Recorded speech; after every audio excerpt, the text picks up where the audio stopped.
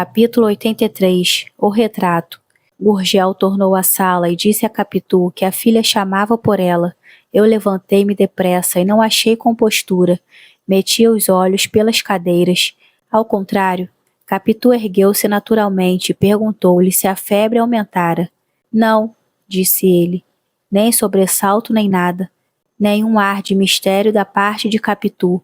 Voltou-se para mim e disse-me que levasse lembranças à minha mãe e à prima Justina, e que até breve. Estendeu-me a mão e enfiou pelo corredor. Todas as minhas invejas foram com ela.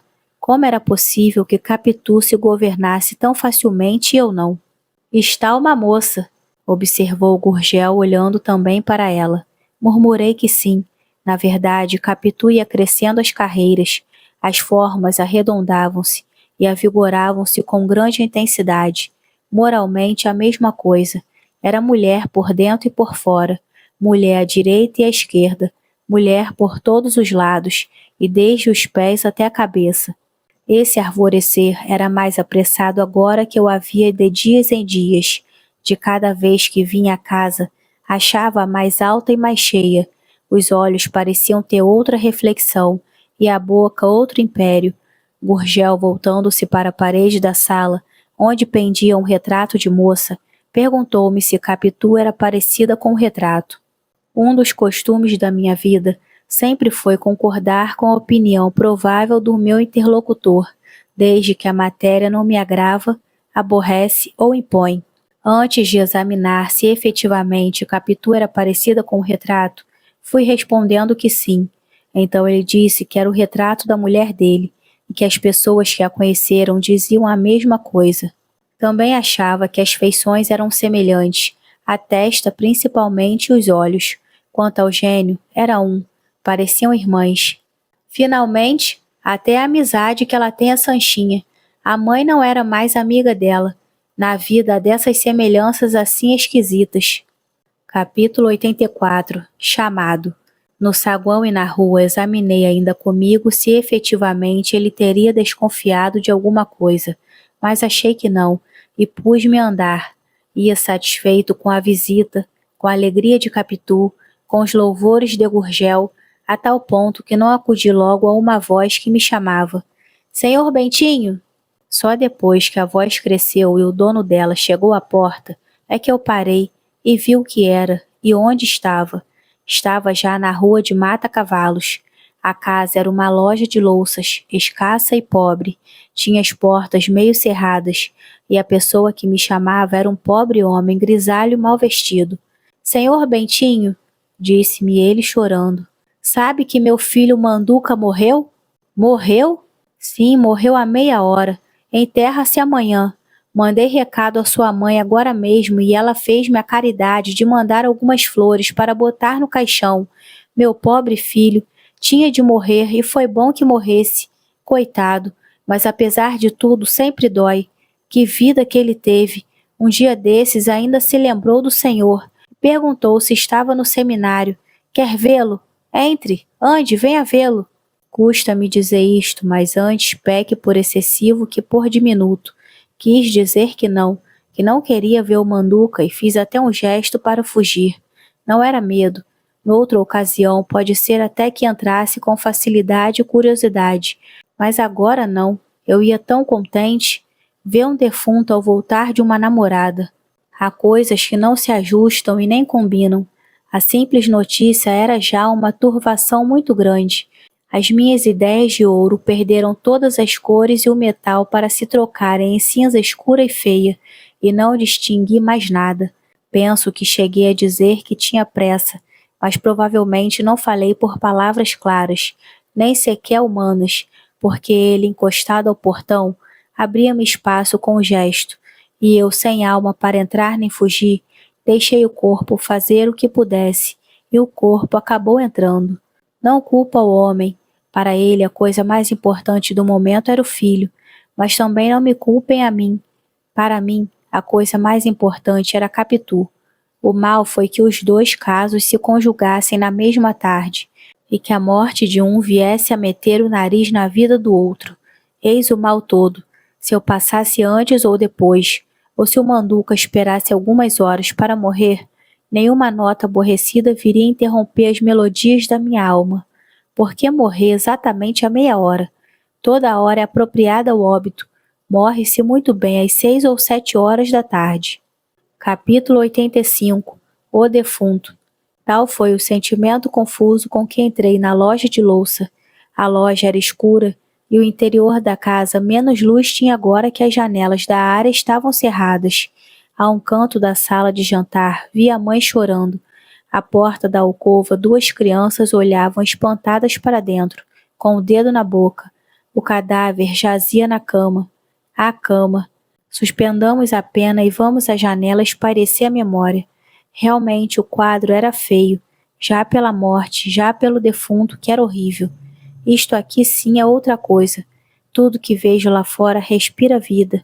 A cabra que rumina ao pé de uma carroça, a galinha que marisca no chão da rua, o trem da estrada central que bufa, assobia, fumega e passa, a palmeira que investe para o céu, e finalmente aquela torre de igreja, apesar de não ter músculos nem folhagem. Um rapaz ali no beco empina um papagaio de papel. Não morreu nem morre. Posto também se chame Manduca. Verdade é que o outro Manduca era mais velho que este. Um pouco mais velho. Teria 18 ou 19 anos. Mas tanto lhe daria as 15 como 22. A cara não me permitia trazer a idade à vista. Antes a escondia nas dobras. Vá, diga-se tudo. É morto e seus parentes são mortos. Se existe algum não, é em tal evidência que se veste ou doa. Diga-se tudo. Nada menos que a lepra. Vivo já era feio. Morto pareceu-me horrível. Quando eu vi, estendia na cama o triste corpo daquele meu vizinho. Fiquei apavorada e desviei os olhos. Não sei que mão oculta me compeliu a olhar outra vez. Ainda que de fugida. Cedi, olhei, tornei a olhar, até que recuei de todo e saí do quarto. Padeceu muito, suspirou o pai. Coitado de Manduca, soluçava a mãe. Eu cuidei de sair. Disse que era esperada em casa e despedi-me. O pai perguntou-me se lhe faria o favor de ir ao enterro. Respondi com a verdade, que não sabia. Faria o que minha mãe quisesse. E rápido eu saí. Atravessei a loja e saltei a rua. Capítulo 86. Amai, rapazes. Era tão perto que antes de 3 minutos me achei em casa. Parei no corredor a tomar fôlego. Buscava esquecer o defunto, pálido e disforme, e o mais que não disse para não dar a essas páginas um aspecto repugnante, mas podes imaginá-lo. Tudo arredei da vista, em poucos segundos. Bastou-me pensar na outra casa e mais na vida e na cara fresca e lépida de Capitu. Amai, rapazes, e principalmente amai moças lindas e graciosas. Elas dão remédio ao mal, aroma ao infecto, trocam a morte pela vida. Amai, rapazes. Capítulo 87. A sege. Chegara ao último degrau e uma ideia me entrou no cérebro, como se estivesse a esperar por mim entre as grades da cancela. Ouvi de memória as palavras do pai de Manduca, pedindo-me que fosse ao enterro no dia seguinte. Parei no degrau, refleti um instante. Sim, podia ir ao enterro. Pediria à minha mãe que me alugasse um carro. Não cuides que era o desejo de andar de carro, por mais que tivesse o gosto da condução. Em pequeno, lembra-me que ia assim muitas vezes com minha mãe às visitas de amizade ou de cerimônia, e também à missa, se chovia. Era uma velha sege de meu pai, que ele conservou o mais que pôde. O cocheiro, que era nosso escravo, tão velho como a sege, quando me via à porta, vestido, esperando minha mãe, dizia-me rindo: Pai João vai levar Nhonhô. E era raro que eu não lhe recomendasse. João, demora muito as bestas, vai devagar. Minha Glória não gosta. Sim, mas demora. Fica entendido que era para saborear a sege, não pela vaidade, porque ela não permitia ver as pessoas que iam dentro.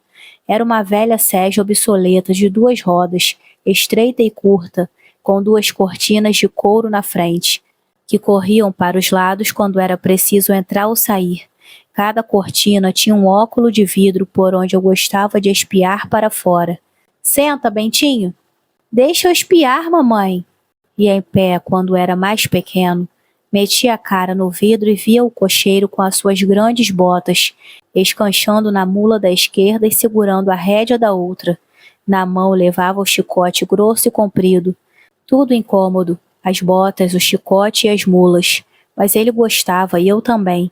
Dos lados via passar as casas, lojas ou não, abertas ou fechadas, com gente ou sem ela, e na rua as pessoas que iam e vinham, ou atravessavam diante da sege com grandes pernadas ou passos miúdos.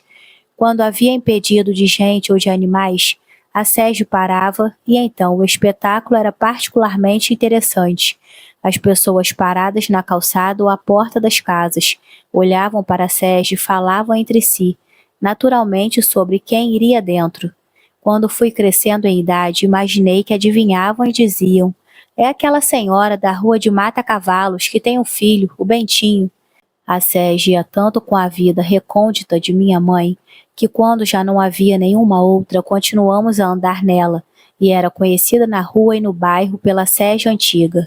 Afinal, minha mãe consentiu em deixá-la sem a vender logo. Só abriu mão dela porque as despesas de cocheira a obrigaram a isso. A razão de aguardar inútil foi exclusivamente sentimental.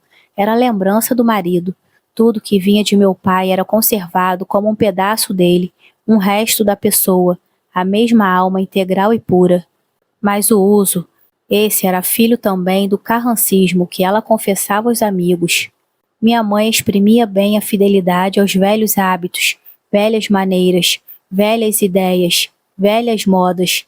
Tinha o seu museu de relíquias, pentes desusados, um trecho de mantilha, umas moedas de cobre datadas de 1824 e 1825. E para que tudo fosse antigo, a si mesma se queria fazer velha. Mas já deixei dito que neste ponto não alcançava tudo o que queria.